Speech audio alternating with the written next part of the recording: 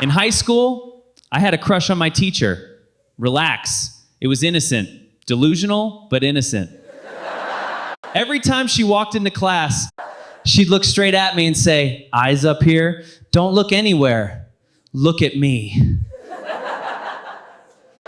My teenage brain said, "Oh, she wants eye contact."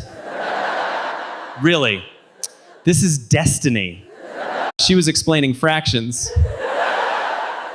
But I thought we were building a connection. I was staring at the clock. Every time I turned around to talk to my friend, she'd say, "Eyes up here." Up here? Ma'am, are we flirting or solving equations? One day she said, "I'm very concerned about you." Concerned. That word hit different. I went home like, she's worried about me, that's love. No. It was my grades. Then she said in class, "I need you to focus." Focus. That word felt personal. She said, "You have potential." Potential. That's teacher language for "you are currently disappointing me." One day she said, "Stay after class." I was like, this is it. My friends went wild. Oh! They were outside the door like it was a reality show. You know, I actually stayed after, and it felt like a romantic moment, you know? She said, "You need extra attention." E-X-T-R-A, attention? My delusional brain. She wants more time with me. But the reality was way different. I failed 2 quizzes. One time she called my name softly. "Can you come here?"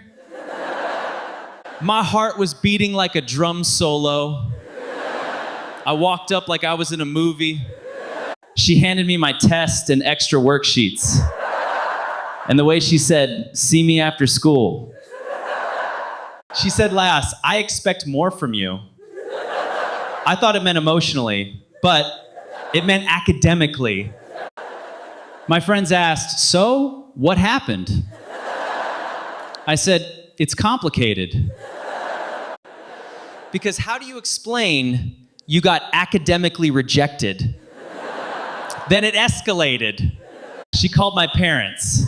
My parents. At dinner, my mom said, "Your teacher says she's worried about you." and all I could think was, are we really doing this? I smiled. She cares. My dad said, "She cares because you're failing. No support in this house." She told my parents, "He's very distracted." My mom looked at me like I committed a crime. And I'm sitting there thinking, distracted by you. Distracted by you.